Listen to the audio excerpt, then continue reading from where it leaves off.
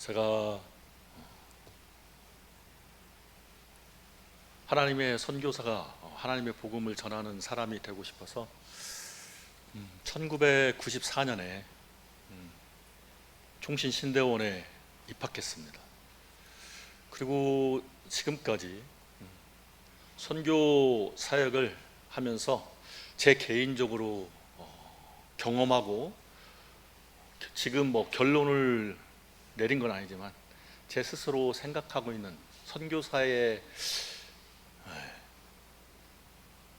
삶이 어떤 것인가, 선교사라는 직분이 어떤 것인가 라는 걸 제가 스스로 이렇게 생각하면 저 개인적인 겁니다. 다 일반적인 게 아니라 선교사의 삶이 녹록지 않다. 정말 내가 이런 삶인 줄 알았다면 내가 그 젊었을 때 이 길로 헌신했을까 라는 생각을 가끔 하게 됩니다. 그리고 두 번째는 선교 사역은 선교사가 감당하는 것처럼 외면적, 표면적으로는 보이지만 선교는 눈에 보이지 않는 아버지가 하시고 계시는구나 라는 것을 순간순간, 그리고 큰 일이 생겼을 때 이렇게 등등을 통해서 경험합니다. 제가 인도로 파송을 받고 인도에서 제 의견과 1% 반영되지 않게 인도 정부로부터 추방을 당하고 여러 나라를 거쳐왔습니다.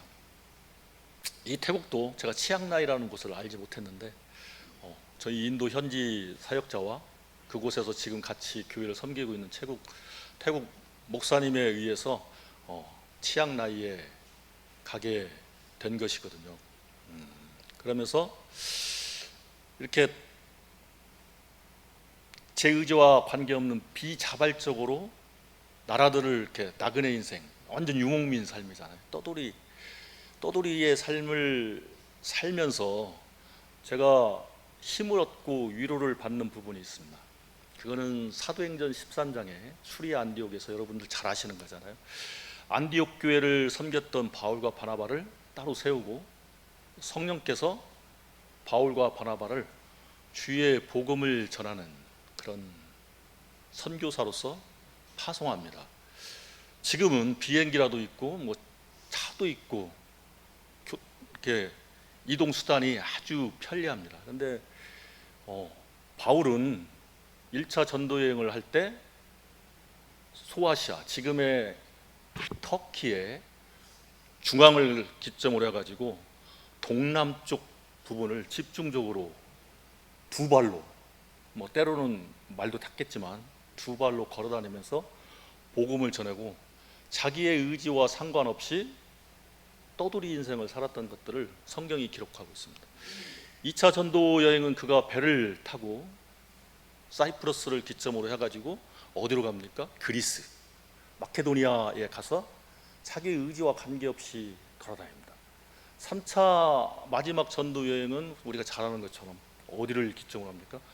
터키의 서쪽과 남쪽, 서남쪽 지역을 주로 에페소스를 기점으로 해가지고 돌아다닙니다. 자기 의지와 관계없이 에베소에서 2년 이상 있다가 또 다른 지역으로 옮겨가고 그렇습니다. 그러면서 이 선교사 바울이 처음부터 자기가 성령을 부르심을 받고 파송을 받은 이후부터 로마의 셋집에 살면서 죽을 때까지 전했던 복음이 있습니다. 여러분들 사도행전 13장부터 28장까지 쭉 읽어보면 바울이 전한 복음이 장황하게 기록되어 있는데 그 장황하게 기록된 그 바울이 전한 복음을 집약적으로 축약해서 핵심적으로 선포하는 부분이 오늘 우리 성도님들이 읽었던 로마서 1장 1절에서 7절입니다. 그 말씀은 잠시 뒤에 나누고 제가 태국 치앙라이 북부 지역에서 현재 한 1년 정도 체류하면서 사역하고 있었던 그 부분을 우리 성도님들과 잠깐 나누고 기도 요청을 하고자 합니다. 제가 가서 보니까 치앙라이 북부는, 저도 다 들은 얘기입니다. 듣고 눈으로 본 부분들을 나누고 있습니다. 치앙라이 북부는 지리적으로 세 국가가 모여 있는 국경 도시입니다. 라오스, 미얀마, 태국이 붙어 있는 메콩강이 흐르는 델타 삼각주, 골든 트라이앵글이라고 하는데, 그 골든 트라이앵글을 중심으로 붙어 있는 국경 지역 도시입니다. 그리고 문화적으로는 그 태국 평지에 있는 태국 원주민들, 진짜 태국 사람들, 타이 사람들의 그런 문화가 주류를 이루면서 산족, 저희 지역이 산악 지역이기 때문에 장수처럼 산악 지역이거든요. 산족에 있는 언어가 다른 소수 부족들이 많이 살고 있습니다. 그 소수 부족들이 자기들만의 그 조상들로부터 가지고 있었던 전통 문화들이 합쳐져 있고, 또한 미얀마와 라오스 사람들, 또한 외부에서 들어온 다양한 인터내셔널 다민족 사람들이 어우러져 살아가면서 문화가 혼합되어 있는 지역입니다. 그래서 다들 생각이 다르고 사사기 말씀대로 각자 소견에 오른 대로 살아가고 있는 아주 이렇게 뭐라고 할까요? 독립적이고 다양한 지역이라고 생각하면 되겠습니다. 세 번째로는 종교적으로는 옛날 우리가 예수님 믿기 전에 조상신도 섬기고 나무신도 섬기고 조왕신도 신경기고 이렇게 샤머니즘이 있었잖아요. 무당들 통해서 그런 샤머니즘이 밑바탕이 되어 있습니다.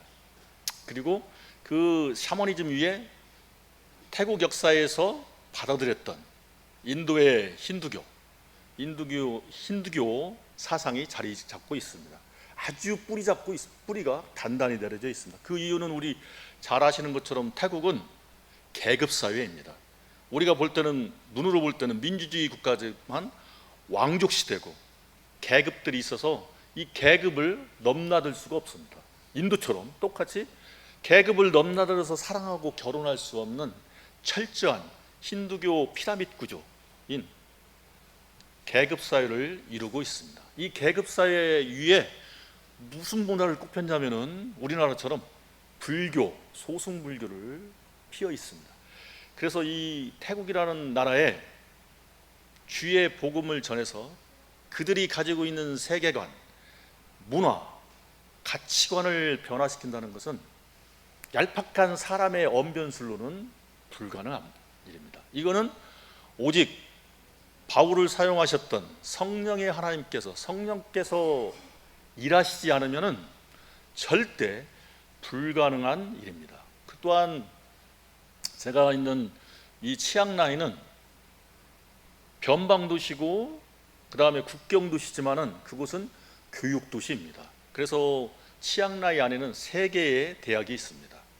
하나는 태국 공주가 세운 메팔루앙 대학이 있습니다. 이 메팔루앙 대학 학생들이 거의 10,000명 정도 되는데요. 10,000명 정도 되는데 인터내셔널 스튜던트들이 많이 있습니다. 제가 섬겼던 인도의 벵갈족도 거기에 있습니다. 부탄에서도 옵니다. 하여간 뭐 여러 나라, 우리 한국 학생들도 있습니다. 이 학생들이 4년 동안 무슨 언어로 공부하냐면은 영어로 공부합니다. 태국어로 하지 않습니다. 그리고 1시간 정도 떨어져 있는 파야오라는 곳이 있는데 그 파야오에 약 20,000명 정도의 파야오 태국 국립대학이 있습니다.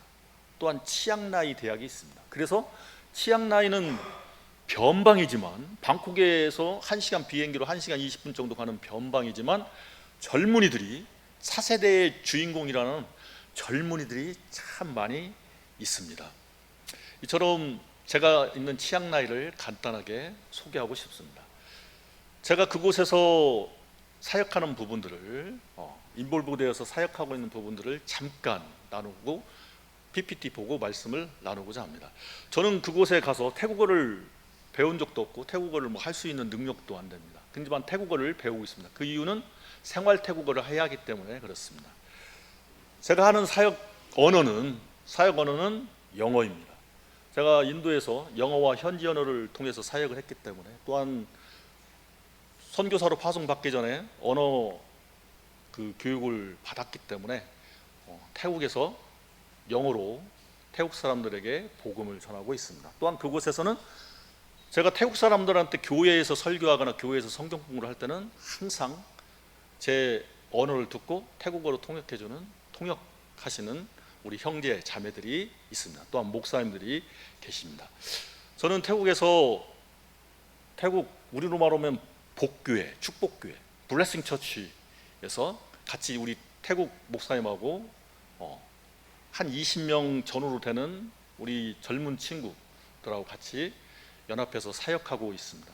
그곳에서 제가 하는 사역은 주일날 말씀을 전하는, 지금처럼 설교하는 사역입니다. 두 번째로는 점심을 먹고, 예배 후에 점심을 먹고 우리 젊은 친구들과 주의 복음을 나누는 사역을 합니다. 요한복음을 중심으로 해서 공부했었습니다. 또한 세 번째로는 우리 그 교회 청년들과 함께 치앙라이의 슬럼가 지역의 어린아이들에게 복음을 전도를 하고 있는데, 제가 오기 전부터, 태국에 가기 전부터 하고 있었습니다. 그곳에 그들에게 정기적으로 필요한 물품이나 등등 필요한 것들을 공급해 주고 있습니다. 여러분, 태국은 이 절이 아주 부자입니다. 재산이 많습니다. 그래서 절 주위로 땅들이 다 절땅입니다. 근데 이제 외부에서 먹고 살기 위해서, 일용직이라도 하기 위해서, 삶의 터전을 이루기 위해서 도시인 치앙라이로 오면 렌트비도 비싸잖아요. 집을 지을 수 없잖아요. 그러면 이 절 주위로 모입니다. 왜 그러냐면 이게 절 땅이기 때문에. 그러면 절이 아주 저렴한 월세로 땅을 빌려줍니다. 땅을 빌려주고 집을 지을 수 있도록 나무와 함석, 지붕, 함석들을 제공해 줍니다. 그러면 그곳에 그 타지에서 온 거나, 또한 뭐 이렇게 인생을 살다가 실패한 사람들이 그 지역 주위로, 절 주위로 이렇게 쭉 뭉쳐서 슬럼가를, 빈민촌을 형성하고 있습니다. 우리나라 쪽방촌처럼. 그러면 거기에 아이들이 정말 많습니다. 저도 갔을 때 깜짝 놀란 게, 처음 갔을 때 깜짝 놀란 게, 아이들이 토끼처럼 어디에서 막 나와요. 그러면 우리 그 학생들이, 청년들이 공터를 빌려가지고 그곳에서 복음을 전하는 것보다 그들에게 미술도 가르쳐주고, 음악도, 이렇게 악기 같은 거, 아코디언 이런 게 조그마한 게 있잖아, 이런 거 가르치는 것들을, 그 다음에 또 활동 같은 걸 통해서 복음을 전하고 있습니다. 필요한 물품들을 저는 제공해주고 있습니다. 세 번째로 제가 하는 사역은 제 주특기인데요. 지금까지 했던 사역인데, 인도에서부터 지도자들, 교회 지도자들을 세우는, 말씀으로 세우는 사역을 하고 있습니다. 제 있는 곳에서 약 1시간 정도 가면 치앙캄이라는 아주 소도시가 있는데, 그 소도시를 기점으로 높은 산들이 있습니다. 그 산 속에서 사는 소수 부족들, 뭐 아카족이나 우리들이 잘 아는 목에 이렇게 하는 카렌족이나 몽족이나 라우족이나 등등의 이렇게 소수 부족 사람들이 가서 살고 있는데, 그곳에 교회들이 있습니다. 그곳을 담당하는 그 소수 부족 목사님이나 전도사님, 사역자들이 신학교를 졸업한 사람이 없습니다. 이렇게 태국 평지에서 세미나나 이런 걸 통해서 한두 번, 두세 번 이렇게 세미나를 통해서 배웠던 사람들이 그곳에 올라가서 교회를 형성하고 성도들을 가르칩니다. 그런데 이제 그분 중에 한 분이 저에게 부탁하기를, 자기가 설교를 하는데 그게 맞는지 안 맞는지 자기조차도 분간이 안 간다고 합니다. 그래서 말씀을 조금이라도 제대로 알아서 성도들에게 정확한 말씀, 자기가 확신하는 그런 말씀들을 가르쳐주고 싶다라는 이야기를 했습니다. 그래서 저는 그 치앙캄이라는 도시에 약 40년 전에 중국인 선교사가 가서 세운, 시내 안에 중국 선교사가 세운 교회가 있습니다. 그곳에 한 달에 한 번씩 산에서 사는, 주위에 사는 분들을 내려오라고 해가지고 그곳에서 말씀을 같이 나누고 있습니다. 마지막으로 네 번째는 저희 치앙라이에 태국 사역자들이, 이렇게 산쪽에 사는 소수 부족들이 언어들이 없는데 노마 문자를 사용하고 있습니다. 근데 그들의 언어로 성경을 번역하는 사역 그룹들이 있습니다. 근데 여러분, 성경 번역한다는 것은 우리가 생각할 때는 아주 쉽게 생각하지만은 정말로 어려운 게 성경 번역입니다. 왜 그렇습니까? 그 당시 성경의 문화를 알아야 합니다. 그 다음에 성경의 언어를 알아야 합니다. 성경의 역사적 백그라운드나 모든 것을 알아야 이 문자로 기록된 본문의 의미에 정확하게 근접할 수가 있습니다. 그래야 단어를 선택하거나 번역할 때, 문장을 선택할 때 조금 더 정확하고 바로 할 수 있습니다. 그래서 그들에게 지금 성경의 문화나 성경 언어들 등등을 같이 공부하고 가르치고 있습니다. 이 사역을 제가 지금 감당하고 있습니다. 자, 한번 들어주실래요? 빨리 넘어가겠습니다. 자, 들어주시죠. 예, 아까 얘기했던 지리적, 이쪽은 미얀마입니다. 이 메콩강 삼각 지역의 저쪽에 있는 것은 라오스입니다. 아주 막 건물들이 크죠. 여기는 중국 자본 100%가 들어와가지고 빠찡코 우리 카지노 도시입니다. 그래서 아주 좋아 보이죠. 예, 이처럼 국경 도시입니다. 넘어가겠습니다. 예, 아까 얘기했죠. 불교, 그 다음에 힌두교, 샤머니즘. 그래서 이 사람들은 뭐라고 할까요? 아주 강력한 종교적 마인드가 있어서 철옹성가 같아서 기독교의 복음으로 깨부시기가 많이 힘듭니다. 이건 성령께서 해야 할 일이기 때문에 우리 성도님들이 같이 기도해 주셔야 합니다. 예, 아까 종족 분포 이야기했습니다. 소수 부족들과 그 다음에 타이족들이 함께 살아가고 있습니다. 넘겨주시죠. 예, 여기는 제가 추수감사절 때 산족교회 하나인 아카족 교회에 가서 같이 추수감사절을 행했던 사진입니다. 넘겨주시죠. 예, 이거는 아까 얘기했죠. 복교회, 치앙라이 교회에서 제가 주일날 설교하고 또한 청년들에게 점심 식사 이후에 말씀을 나누는 장면입니다. 넘어가겠습니다. 예, 이거는 우리 치앙라이 그 복교회에서 젊은 메팔루앙 대학생들을 초청해서 복음을 전했던 사진인데요. 이때 한국인의 날 해가지고 저와 저희 아내가 김밥과 떡볶이 등등을 해가지고 대접했던 부분입니다. 넘어가겠습니다. 예, 이건 아까 얘기했던 파야오 대학 주일에 가서 이 목조로 된 건물을 렌트해가지고 지금 사용하고 있습니다. 이곳에서 학생들을 초청하고 주일날 예배하고 복음을 나누고 있습니다. 넘어가겠습니다. 예, 아까 치앙라이 슬럼 지역 그 불교 사당 중심으로 있는 지역에 우리 젊은 학생들이 복음 전도 사역을, 어린이 전도 사역을 하는 장면입니다. 넘어가겠습니다. 예, 매주 금요일날 메팔루앙 대학 안에 장이 서는데 그때 장 쓸 때마다 우리 복교회 블레싱 처치 청년들하고 나가서 복음을 전하는 사역입니다. 넘어가겠습니다. 예, 이거는 크리스마스 때 저희 교회 주위의 마을, 타이족들이 사는 마을에 가서 복음을 전하는, 초청해가지고 복음을 전하는 사역입니다. 넘어가겠습니다. 예, 이거는 부활절날 타이족들이 복음화율이 아주 낮은데 이들에게 가정 방문을 해가지고 부활의 상징인 찐계란과 그 다음에 다과, 과자 같은 것들을 주면서 복음을 전했던 사역입니다. 우리 학생들하고 넘어가겠습니다. 예, 이건 아까 얘기했던 것처럼 산족들, 시앙캄, 이게 산 위에거든요. 한 커피를 재배하는 한 800m 산 위에 지역 마을에 제가 우리 현지 목사님하고 가가지고 그들이 어떻게 살고 있는지 한번 보고 같이 그들과 사역을, 성경 공부를 어떻게 할 것인지 나누고 기도했던 장면입니다. 넘어가겠습니다. 예, 이거는 아까 그 얘기했던 중국 선교사가 40년 전에 오셔가지고 치앙캄 도시에서 복음을 전해가지고 예배당을 세웠던 교회고요. 이거는 그 아까 그 산족에 있는 그 아카족 전도사님인데 가운데 이렇게 자동차 휠같이 새로 생긴 거 있죠. 예, 가서 보니까 저 왔다고 이렇게 때리더라고요. 우리 종 치는 것처럼 맨날 이렇게 때리니까 주위에 사는 그 아카족 성도들이 모이는 걸 봤습니다. 넘어가겠습니다. 예.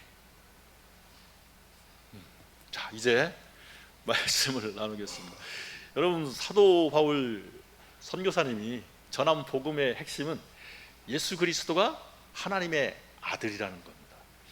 우리가 21세기에 살아가는 우리가 듣기에는 하나님의 아들 하면 별 거부감이 없습니다. 그렇지 뭐 주님이 하나님의 아들이지. 예, 받아들이는데 아무런 문제가 없습니다. 그런데 1세기의 이방인 그리스도인들에게 예수가 하나님의 아들이다라는 것을 받아들이기에는 그들의 문화적, 그 다음에 그들의 사상적, 세계관적 장벽이 아주 히말라야처럼 컸습니다. 왜 그러냐면 여러분, 지금 로마서를 받고 있는 로마 교회의 사람들에게 그들의 가치관과 세계관에서 아들은 아버지의 재산받게 되지 않습니다. 소유물입니다. 아들의 생명권과 아들의 모든 것을 가지고 있는 사람이 누굽니까? 아들입니다.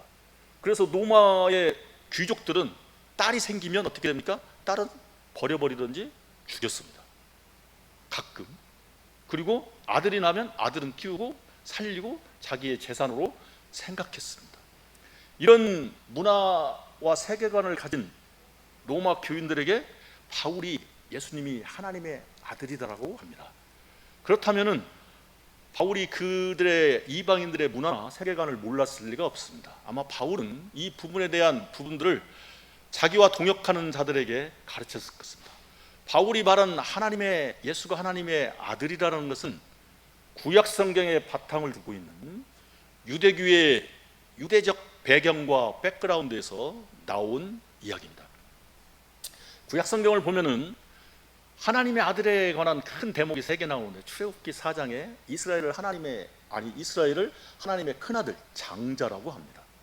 두 번째로는 사무엘하 7장에 보면은 나단 선지자가 다윗에게 예언하기를 뭐라고 하냐면 하나님의 뜻을 말하기를 다윗의 후손 중에 다윗의 패밀리 안에 너의 후대에 하나님의 집을 짓는 성전을 짓는 사람이 나올 건데 그를 하나님의 아들이다 라고 이야기한다는 것입니다.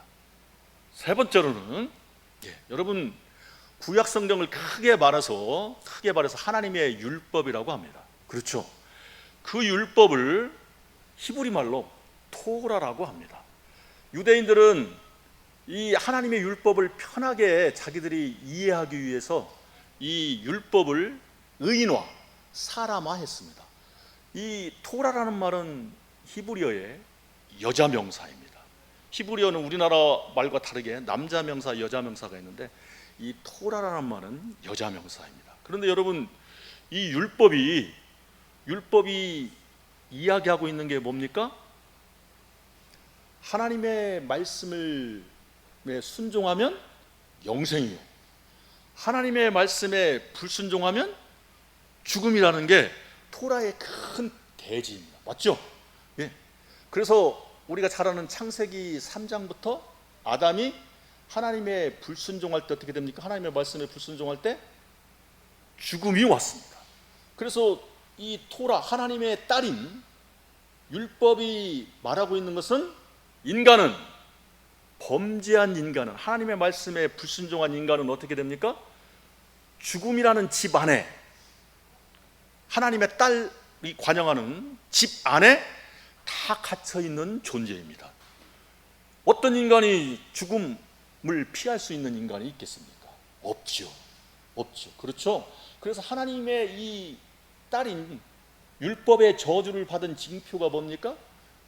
신명기 21장 23절에 보면은 십자가에 달려 죽음이 하나님의 율법의 저주를 받은 증거입니다. 그런데 예수님이 오셔서 어떻게 됐습니까? 우리의 죄를 짊어지고 하나님의 저주, 율법의 저주를 받아서 죽음에 갇히셨습니다. 곧 의인화해서 하나님의 딸 안에 갇혀 있었습니다. 그런데 어떻게 됐습니까? 바울이 오늘 얘기한 것처럼 3일 만에 죽음을 깨부시고 다시 살아남으로, 부활함으로 하나님의 아들임을 입증해 보이셨다. 부활을 통해서 내가 하나님의 아들이다 라는 걸 이 우주에 보여주셨다고 지금 바울이 이야기하고 있습니다. 여러분, 죽음을 이길 인간은 하나도 없습니다. 곧 이 말은 하나님의 율법은 이 토라, 하나님의 딸인 이 율법을 이길 권세 있는 사람이 아무도 없었는데 목수의 아들인 예수가 와가지고 하나님의 저주를 받아서, 토라의 저주를 받아서 죽었는데 3일 만에 어떻게 돼요? 이 토라, 하나님의 율법을 깨부시고 다시 살아나셨다는 겁니다. 그러면 고대인들에게, 우리 예전에도 그랬고 지금도 아마 남아있는 부분인데, 약간 남아있는 부분인데, 가정에서 딸보다 더 힘세고 권위 있는 게 누굽니까? 아들입니다. 그렇죠. 1세기에서는 아들이 딸하고 비교가 안 되도록 권위 있습니다. 그리고 더 대접받습니다. 바울이 이 부분의 문화를 이용하고 있는 겁니다. 유대인들의 사고를 이용하고 있는 겁니다. 이 하나님의 딸인 토라를 깨부시고 권력을 가지고 권세를 가지고 죽음을 깨부시고 부활을 통해서 하나님의 딸보다 더 파워 있고 하나님의 딸보다 더 능력 있는 하나님의 아들이다라는 것을 보여주었다라고 이야기합니다. 자, 여러분 또한 아까 얘기했던 것처럼 사무엘하 7장 14절에 하나님의 아들은 뭘 짓는다겠죠? 하나님의 거하시는 집을 짓는다고 했습니다. 여러분 출애굽기 40장에 보면은 모세가 성막 하나님의 텐트를 지었습니다. 그런데 이 텐트 안에 뭐가 가득했습니까? 구름이 가득했습니다. 이 부분을 가리켜서 뭐라고 하나님의 이 구름이 가득한 걸 이 문자로 표현하는데 뭐라고 했냐면 하나님의 영광이 텐트 안에 성막 안에 가득했다라고 표현합니다. 열왕기상 8장에 보면 솔로몬이 이 벽돌을 가지고 이 성전을 지었습니다. 하나님의 집을 지었습니다. 그리고 봉헌식을 하는데 뭐가 가득했습니까? 모세 때처럼 구름이 성전 안에 솔로몬의 성전 안에 가득했습니다. 이거를 또 문자적으로 뭐라고 표현합니까? 하나님의 영광이 성전 안에 가득했다라고 이야기합니다. 그런데 성경은 뭐라고 합니까? 하나님은 사람이 지은 천막이나 사람이 지은 이 건물 안에 계시지 않는 분이라고 표현하고 있습니다. 아멘? 믿으십니까? 예. 그러면서 하나님이 이 코스모스, 우리가 살고 있는 이 우주를 지은 창조자인 그분이 창조 목적을 기록하고 있는 게 분명하게 기록하고 있는 게 어디에 나옵니까? 이사야서 6장 3절에 나옵니다. 뭐라고 합니까? 스랍들이 여섯 날개를 통해서 자라시잖아요. 스랍들이 천사들이 날면서 뭐라고 하나님을 찬양하냐면 거룩하다 거룩하다 거룩하다 만군의 여호와여 그의 영광이 모세 성막에 가득하다고 표현하지 않습니다. 솔로몬이 봉헌한 솔로몬의 성전에 가득하다라고 이야기하지 않습니다. 어디에 가득하다고요? 예, 하나님이 지으신 인간의 도움이 0.1%도 들어가 있지 않은 하나님 혼자 힘으로 지으신 이 우주에 하나님의 영광이 가득하다라고 하고 있습니다. 여러분 이 공통점이 뭡니까? 하나님의 영광입니다. 카보드라는 하나님의 영광입니다. 곧 하나님은 이 지으신 이 하나님의 이 우주를 하나님이 거하시는 하나님의 참 성전, 진짜 성전으로 만드시고 싶어서 하나님의 형상을 닮은 하나님의 성품을 가진 아담과 하와를 창조하셨습니다. 이들이 생육하고 번성하여 온 땅에 이 우주에 충만하면 어떻게 되겠습니까? 하나님의 영광이 가득한 겁니다. 여러분 하나님의 영광은 내가 공부를 열심히 해서 서울대 들어가고 내가 판검사가 되고 내가 대통령이 되는 게 하나님의 영광이 아니라 하나님의 영광은 뭡니까? 눈에 보이지 않는 하나님을 우리가 우리의 언행을 통해서 그분을 보여주는 것이 세상에 가득할 때 하나님의 영광이 가득하다라고 합니다. 여러분 이거를 이사야서 11장에 뭐라고 하냐면은 이사야가 하나님의 말씀을 예언하기를 뭐라고 하냐면 다윗의 패밀리 가운데 이새의 뿌리에 이새의 가지에서 한 싹이 나는데 그는 성령이 충만하여 하나님의 율법을 순종하여 이 땅이 온 열방이 이 다윗의 후손인 다윗의 이새의 뿌리고 이새의 줄기인 이 다윗의 후손 예수 그리스도, 우리로 말하는 메시아에게 온 민족이 모일 거다라고 이야기합니다. 그때 무슨 일이 일어나냐면 11장 9절에 물이 바다를 덮은 같이 여호와를 아는 사람들이 온 지식이 온 땅에 충만할 거다라고 이야기합니다.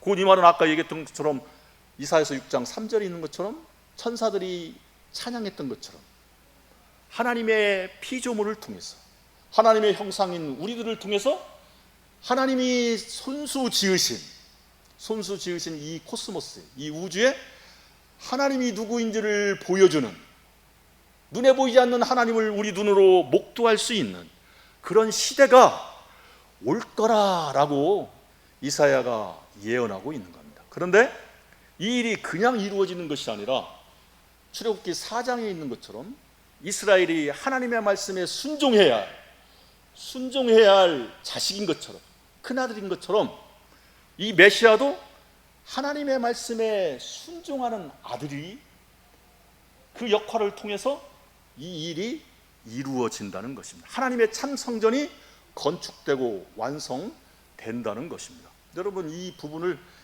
바울이 빌립보서 2장에 뭐라고 표현하고 있습니까? 사도 바울 선생이 예수 그리스도가 죽기까지, 십자가에 죽기까지. 여러분, 십자가의 죽음은 많이 들어서 배우셔서 아시잖아요. 예? 인간으로 태어나서 가장 비참한 죽음입니다. 저주받은 죽음입니다.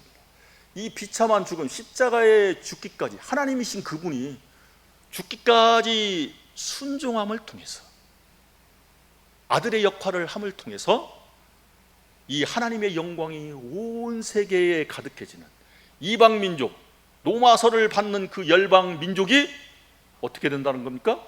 하나님을 알게 되고 그들이 하나님의 성품을 다 알아가게 된 날이 온다는 것입니다. 여러분, 예수 그리스도를 통해서 우리는 고린도후서 5장 17절처럼 뭡니까? 새로운 창조물입니다. 여러분과 저는 우리의 능력과 우리의 힘으로 된 것이 아니라 하나님의 계획과 하나님의 열심으로 우리는 하나님의 새로운 아담이 되었습니다. 피조물이 되었습니다. 그러면 우리는 어떻게 합니까? 우리도 예수 그리스도처럼 예수 그리스도의 십자가의 죽으심과 부활을 통해서 새로운 아담이 된 우리들은 그리스도처럼 하나님의 말씀에 순복하는, 하나님의 말씀에 순종하는, 하나님의 법에 순종하는 삶을 살아야 하는 마땅함을 가지고 있는 사명자들입니다.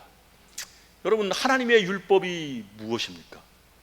구약성경 39권, 신약성경 27권을 읽어도 우리는 하나님의 율법을 알 수가 없습니다. 그런데 예수 그리스도가 이거를 정확하게 규정해 주셨습니다. 우리가 잘 아는 것처럼 마태복음에 한 율법사가 예수님을 찾아옵니다. 선생님, 구약성경 율법이 무엇입니까? 라고 하니까 예수님이 딱 두 문장으로 정리합니다. 신명기 6장 5절을 언급하죠. 뭡니까? 너는 마음과 뜻과 힘을 다해서 너의 하나님을 사랑하라. 이것이 첫째 되는 계명이라고 이야기합니다. 두 번째는 레위기 19장을 이야기합니다. 언급하십니다. 너의 이웃을 내 몸과 같이 사랑하라. 이게 둘째 되는 계명인데, 크고 큰 둘째 되는 계명인데, 이게 율법이요 선지자의 강령이다라고 주님이 구약 성경을 딱 두 센트, 뭡니까? 하나님을 사랑하는 거요. 다른 하나는 내 이웃을 사랑하는 것입니다. 내 이웃은 누굽니까?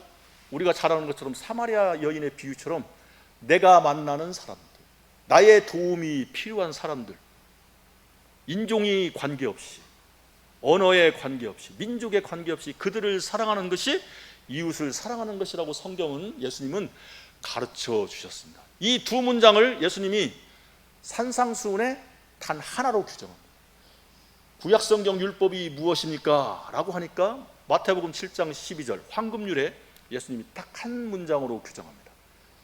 너가 인생 사는 동안 대접받고 싶은 대로 너에게, 다른 사람에게 대접하라. 이게 율법입니다. 여러분, 우리는 새로운 피조물로, 새로운 아담으로 내가 대접받고 싶은 대로 옆에 계시는 성도님들, 목사님, 장로님, 또한 여러분과 함께 어우러져 가는 이웃, 가족들, 또한 만나는 사람들에게 내가 왕의 대접을 받고 싶으면 왕의 대접을 하라는 겁니다. 그렇게 사랑하는 것이 구약의 율법이라는 것입니다. 하나님이 이 일을 위해서 아담을 창조하셨고 아담이 그 일에 순종했으면 물이 바다덤품같이 여호와를 아는 지식이 이 우주에 충만했을 것입니다. 그리고 하나님의 영광이 이 우주에 천사들이 찬양했던 것처럼 가득했을 것입니다. 이 일을 실패했던 아담과 이스라엘을 대신해서 예수 그리스도를 통해서 여러분들과 저에게 새로운 피조물에게 허락해 주셨습니다. 성도 여러분, 이 일을 위해서 바울이 선교사의 삶을 멋지게 고달픈 인생을 살아가면서 살아냈습니다. 저도 그 사람의 후예로서 어디에 가든지 이 복음을 전하고 이 일을 감당하고 있습니다. 말로 가르치고 내 삶으로 보여주려고 무단히 노력하고 있는 중입니다. 성도 여러분, 여러분들도 이 지역에 하나님이 보내신 새로운 아담들입니다. 여러분 주위에 예수를 믿지 않은 사람들은 어떤 아담입니까? 헌아담입니다. 죽어있는 사람들입니다. 그들에게 마음껏 사랑해 주십시오. 여러분이 대접받고 싶은 대로 대접해 주십시오. 뭘 받으려고 대접하는 게 아니라 주의 새로운 아담, 새로운 창조물이 있기 때문에 우리가 그러한 삶을 사는 것이 마땅하다고 이야기합니다. 그런 삶을 한번 살아보십시오. 그러면 우리가 눈에 보이지 않는 하나님을 요한 사도가 얘기했던 것처럼 눈으로 볼 것이요, 귀로도 들을 것이요, 손으로도 만지게 될 것입니다. 여러분, 이게 나그네 인생을 한평생 살아가는 우리에게 가장 큰 복입니다. 아멘? 예. 이거는 내가 어떻게 할 때 얻어집니까? 주의 말씀에 순복할 때, 내 의지를 꺾어버리고 순복할 때, 그때 이 귀한 황금보다 더 존귀한 이 복을 얻게 될 것입니다. 부디 이러한 복을 다 얻으시는 우리 명덕의 성도님들이 다 되기를 부족한 종이 주의 이름으로 축복해 드립니다.